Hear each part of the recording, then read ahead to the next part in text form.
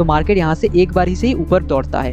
Okay, तो जब यहाँ से आ जाए यहाँ पे आपका बाई का सिनारियो हो सकता है। ठीक है, ये बाई, ठीक है, मान के चलिए 20 प्राइस है, ठीक है, 20 से 21 हुआ, 22 हुआ, ठीक है, आपको क्या लग रहा है 23 तक जाएगा, 24 तक भी जाएगा, प्राइस का बात कर रहा हूँ, है ना।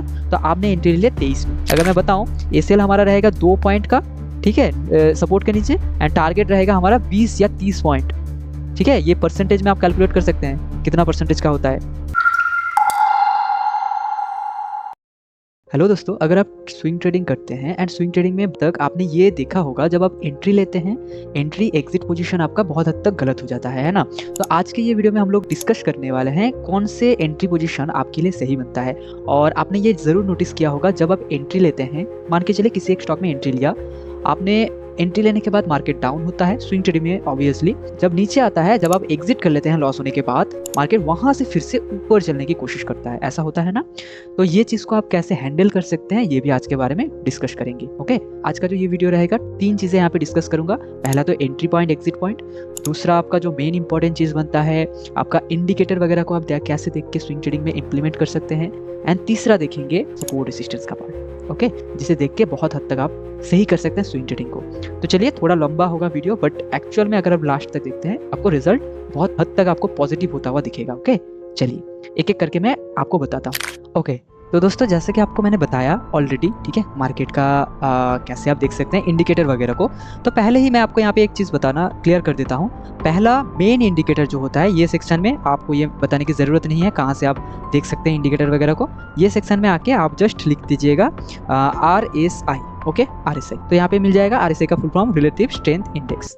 दोस्तों यहाँ पे एक चीज़ मैं आपको क्लियरली बता दूँ, अगर जो ये इंडिकेटर वगैरह जो मैं आपको दिखा रहा हूँ या दिखाने वाला हूँ, जो 2-3 इंडिकेटर मैं आपको दिखाने वाला हूँ, अगर आप ये सब कुछ ऑलरेडी देख चुके हैं, आप सीख चुके हैं ऑलरेडी, तो भी आपका थोड़ा बहुत साइकोलॉजिकल डिफरेंस यहाँ पे आपको मिल जाएगा।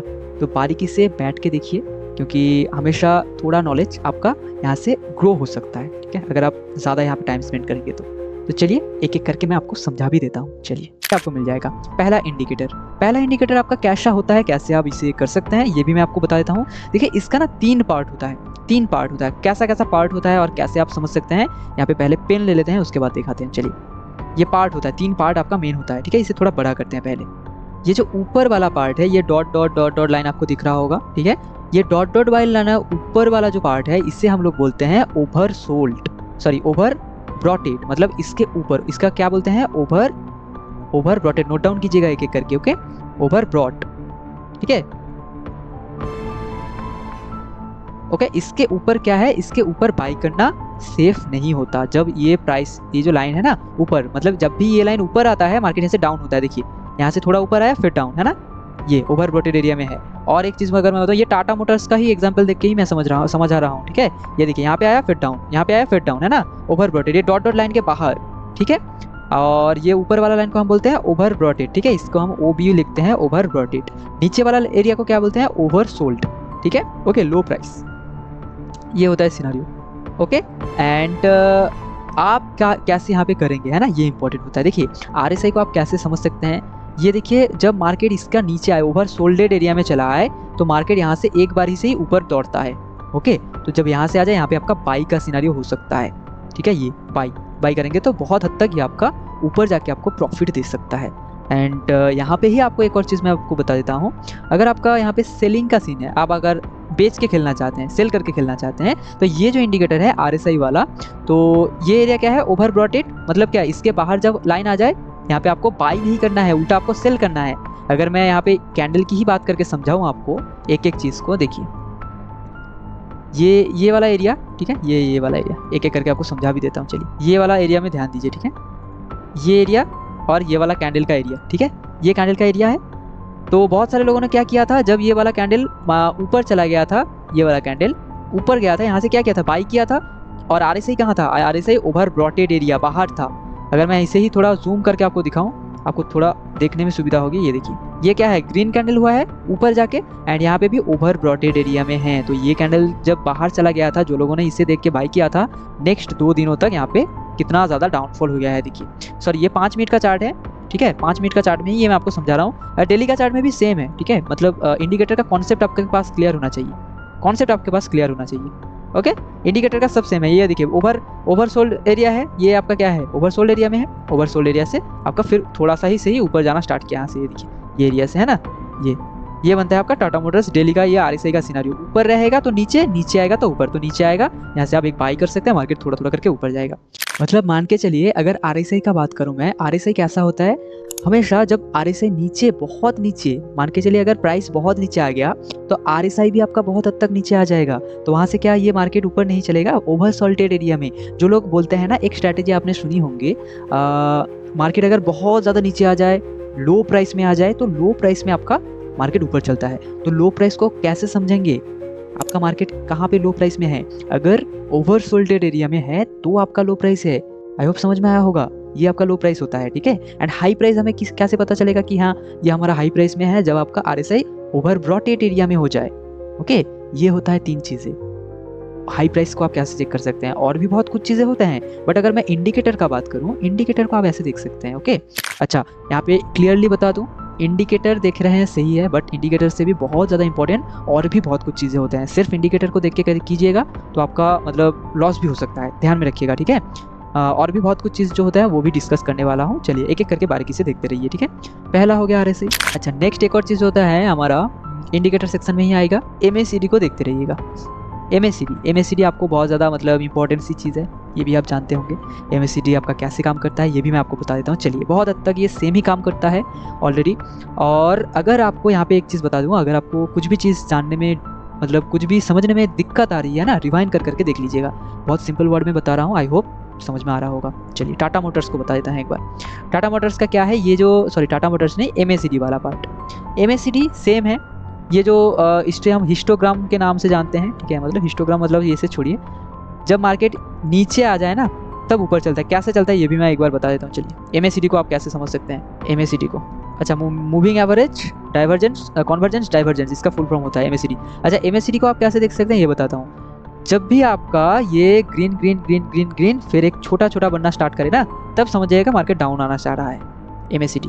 एंड ये लाइन को जब नीचे रेड रेड रेड बनाए, फिर छोटा छोटा देखिए धीरे धीरे इसका कलर जो है रेड से थोड़ा घट रहा है ना, रेड का कलर मतलब कम हो रहा है ना, तो मान के चलेगा मार्केट ऊपर जाएगा। जैसे यहाँ से ऊपर चलना स्टार्ट किया है वैसे ही चल रहा है। देखिए डेली का चार्ट में अगर मैं दिखाऊं, ये एरिया से ऊपर चलना स्टार्ट किया था ना, धीरे धीरे करके ऊपर हो गया, ये एरिया से देखिए धीरे धीरे करके ऊपर, यही लाइन है एक्चुअल में, ये देखिए है ना, यही लाइन में काम कर रहा है। एंड ये एमएसीडी बहुत हद तक सही होता है, प्रायोरिटी के हिसाब से अगर बताऊँ, एमएसीडी आपका बहुत हद तक सही होता है। कैसा होता है ये देखिए, जैसे अगर मैं बताऊँ, ये रेड हो रहा था, ऊपर से आके नीचे आ रहा था, फिर धीरे धीरे करके ग्रीन होने लगा ना, देखिए यहाँ से भी ग्रीन हो रहा है, ये देखिए green green green green green, ठीक है। ये तो एक छोटा सा ही ऊपर एक कॉन्सेप्ट आपको दे रहा हूँ, ठीक है, एमएसीडी वाला। अगर आपको डेडिकेटेड एकदम इंडिकेटर के ऊपर वीडियो चाहिए तो कर दीजिएगा कमेंट, मैं आपके लिए ज़रूर लाऊंगा इंडिकेटर को आप कैसे देख सकते हैं, ठीक है। बाकी चलिए बढ़ते हैं आगे वीडियो के अगले पार्ट की तरफ। ऑपरेटर साइकोलॉजी, मतलब मान के चलिए ऑपरेटर का साइकोलॉजी क्या होता है, ऑपरेटर कौन लोग होते हैं, पहले ये सोचिए। जो लोग ऑपरेटर मतलब जो बड़े बड़े इन्वेस्टर होते हैं, ठीक है। और शेयर मार्केट मतलब ये तो आप बिल्कुल जानते ही होंगे, शेयर मार्केट का मतलब होता है आप अगर 500 रुपया लॉस कर रहे हैं तो मैं वही 500 रुपया प्रॉफिट कर रहा हूँ, है ना। आप अगर लॉस नहीं करेंगे तो मैं प्रॉफिट नहीं करूँगा, वैसे ही अगर हम लॉस नहीं करेंगे ऑपरेटर पैसा नहीं मिलेगा। इसीलिए ऑपरेटर लोग ना हमें ट्रैप करते हैं बहुत हद तक, जो साइकोलॉजिकल पार्ट होता है उसके वजह से।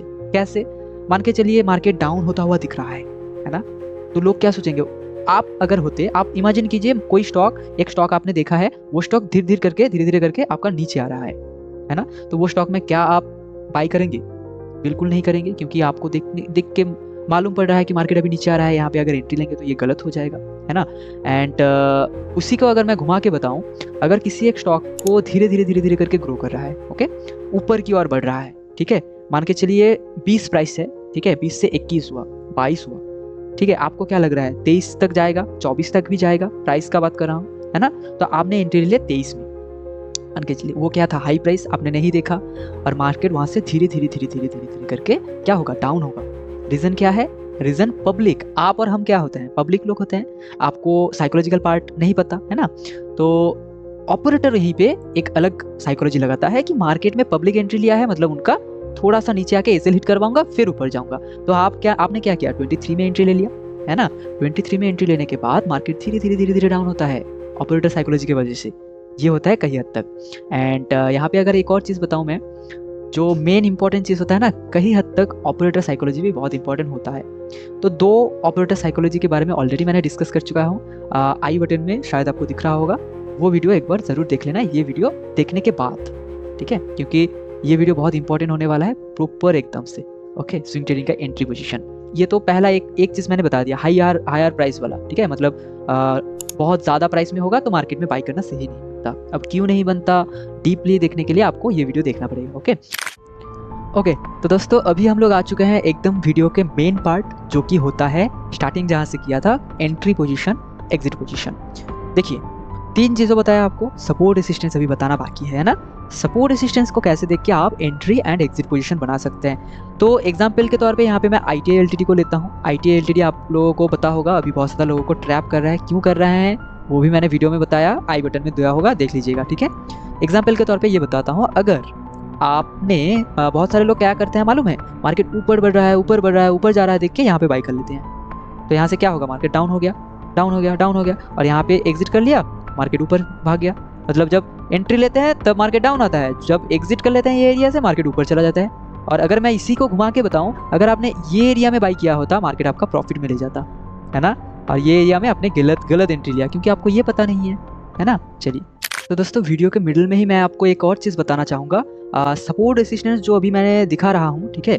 तो सपोर्ट रेसिस्टेंस अगर आपको समझने में थोड़ी सी भी दिक्कत आ रही है, ये प्लेलिस्ट पूरा है, एंड सपोर्ट रेसिस्टेंस के ऊपर 2-3 वीडियो ऑलरेडी मैंने बना के रखा है। तो अगर आप चाहे तो वहाँ से सपोर्ट रेसिस्टेंस को बारीकी से धीरे धीरे करके आप वहाँ से समझ सकते हैं, ठीक है। तो वहाँ पे आपको टोटल सपोर्ट रेसिस्टेंस कहाँ से करते हैं, कहाँ से नहीं करते हैं, वो भी आपको पता चलेगा। बाकी यहाँ पे मैं थोड़ा बहुत समझा भी देता हूँ, ठीक है, कि सपोर्ट रेसिस्टेंस कैसे काम करता है, एंट्री पोजीशन वगैरह यहाँ पे भी मैं थोड़ा बहुत डिस्कस कर देता हूँ। चलिए अभी बताता हूँ क्या देखना पड़ेगा सपोर्ट रेसिस्टेंस। सपोर्ट रेसिस्टेंस में देखिए ये एक सपोर्ट होता है, जब आपका मार्केट थोड़ा ऊपर जाता है, फिर नीचे आके ऊपर एक बार चलना स्टार्ट करता है, तो मान के चलना ये एक आपका ट्रेन लाइन वाला सपोर्ट बन जाता है। ओके, तो यहाँ से एक चीज़ आपको मैं बताना चाहूँगा, मार्केट आपका क्या है, जब नीचे आता है सपोर्ट लेता है ऊपर, सपोर्ट लेता है ऊपर, तो ये एरिया में अगर आप सपोर्ट देख के बाई करेंगे, जब नीचे आएगा फिर यहाँ पे अगर बाई करेंगे, बहुत हद तक आपका प्रॉफिट में जाने के चांसेस बनते हैं, जो कि यहाँ पे भी आपको दिख रहा होगा। यहाँ पे ऊपर चलना भी स्टार्ट किया है ना, तो यहाँ से आपका मार्केट ऊपर चलने की चांसेस बनते हैं। ओके, और एक चीज़ अगर मैं बताना चाहूँगा, यहाँ पे जैसे ऊपर चल रहा है ना, वैसे ऊपर भी एक रेसिस्टेंस है, इसे टच करता है नीचे, रेसिस्टेंस इसे बोलते हैं, जिसे टच करके मार्केट डाउन होता है, डाउनफॉल होता है।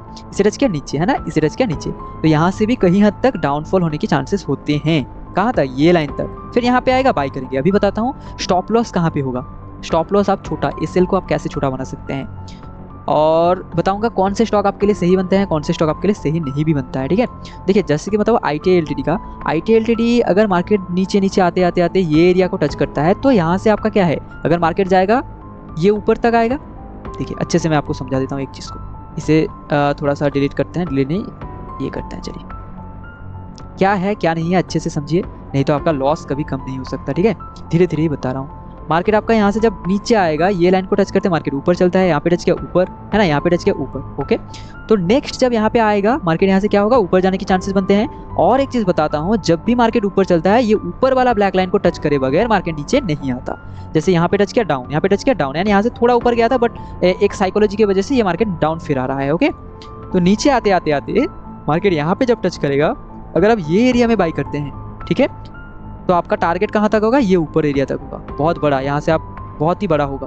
ओके, एंड आपका एसएल पार्ट कहाँ पे होगा मालूम है, बहुत ही छोटा, बहुत ही छोटा। क्यों वो छोटा होगा, क्योंकि अगर मार्केट इससे ब्रेक कर देता है, ये एरिया में अल्टीमेटली क्या है, बायर है इसीलिए ऊपर ले जा रहा है, बायर है इसीलिए ऊपर जा रहा है, और इसके नीचे अगर आ गया तो बायर क्या बोले, नहीं भाई मैं इसमें अभी नहीं हूँ, इसीलिए सेलर ज़्यादा है, इसीलिए मार्केट डाउन में आ गया, है ना, तो इसे ब्रेक कर देगा तो हमारा एसएल छोटा सा रहेगा। अगर मैं बताऊँ, एसएल हमारा रहेगा 2 पॉइंट का, ठीक है, सपोर्ट के नीचे, एंड टारगेट रहेगा हमारा 20 या 30 पॉइंट, ठीक है। ये परसेंटेज में आप कैलकुलेट कर सकते हैं कितना परसेंटेज का होता है, ठीक है।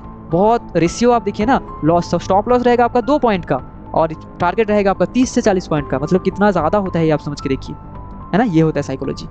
एंड अगर एक और चीज़ मैं बताऊँ यहाँ पे, सपोर्ट रेसिस्टेंस का तो बता दिया, बट और भी बहुत 2-3 चीज़ें इंपॉर्टेंट होता है, जो कि फंडामेंटल एनालिसिस, जैसे ITI LTD का फंडामेंटल एनालिसिस देखेंगे तो आपको समझ में आएगा ऑपरेटर का साइकोलॉजी क्या है, ठीक है। साइकोलॉजी आप देखेंगे तो आपको पता चलेगा कि नहीं, ये सपोर्ट में भी ये नहीं रुक सकता, मार्केट यहाँ से भी डाउन हो सकता है, ठीक है, जो कि फंडामेंटल चीज़ें होता है। तो फंडामेंटल चीज़ें देखने के लिए तो 43 मिनट्स का एक डेडिकेटेड वीडियो बना चुका हूँ ऑलरेडी, चाहे तो उसे भी आप देख सकते हैं। यहाँ पे एक और चीज़ आपको मैं बता के रखूँ, ऑपरेटर हमेशा इंडिकेटर के अलावा भी साइकोलॉजी के ऊपर काम करता है, ठीक है। तो ऐसा बिल्कुल नहीं है जो आपका इंडिकेटर हमेशा सही दिखाएगा, ऐसा नहीं होता, ठीक है। तो मेन इंपॉर्टेंट चीज़ अगर मैं प्रायोरिटी के हिसाब से बताऊं, आपका इंडिकेटर के अलावा भी होता है ना साइकोलॉजी, वो बहुत इंपॉर्टेंट होता है। Okay, psychology. एंड ये भी मैं नहीं बता रहा हूँ कि इंडिकेटर काम नहीं करता, नहीं, इंडिकेटर भी बहुत हद तक काम करता है, जो कि अभी आपको मैंने दिखाया है ना। चलिए, ओके। तो आई होप दोस्तों ये वाला वीडियो आपको समझ में आया होगा। आप कहाँ से एंट्री ले सकते हैं, अगर मैं एक और बार रिकैप कर दूँ कौन सा बहुत ज़्यादा इंपॉर्टेंट 3 चीज़ें होता है। पहला तो आपको ऑपरेटर का साइकोलॉजी समझना पड़ेगा, ठीक है, जो कि आपको 2 वीडियो मैंने आप ऑलरेडी बता दिया है। आई बटन में क्लिक करके आप देख सकते हैं ऑपरेटर का साइकोलॉजी क्या होता है, क्या नहीं होता है। एंड दूसरा चीज़ होता है आपका इंडिकेटर, ठीक है। 3-4 इंडिकेटर भी है बहुत ज़्यादा इम्पॉर्टेंट, और जिसमें से आपको मैंने दिखाया भी कुछ इंडिकेटर को। And last important cheese support assistance. ये 3 चीज़ आपको ध्यान में रखेंगे तो आपका बहुत हद तक बनेगा। तो चलिए, आई होप ये वाला वीडियो आपको समझ में आया होगा। मिलते हैं next video, next live stream में। थैंक यू सभी को, और तभी के लिए धन्यवाद।